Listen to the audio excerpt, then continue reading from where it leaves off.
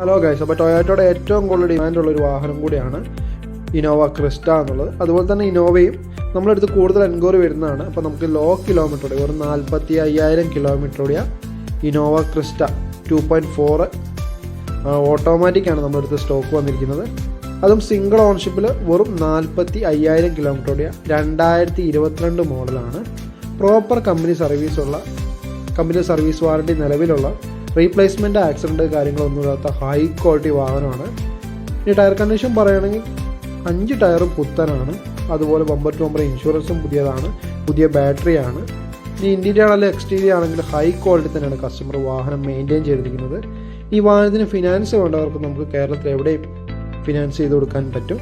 അപ്പോൾ ആവശ്യക്കാർ പെട്ടെന്ന് തന്നെ കോൺടാക്ട് ചെയ്യാം. അപ്പോൾ ഇതുപോലത്തെ നല്ല വീഡിയോകൾക്കായി LJ ഓട്ടോടെക് എന്ന ചാനൽ ഫോളോ ചെയ്യാൻ മറക്കണ്ട.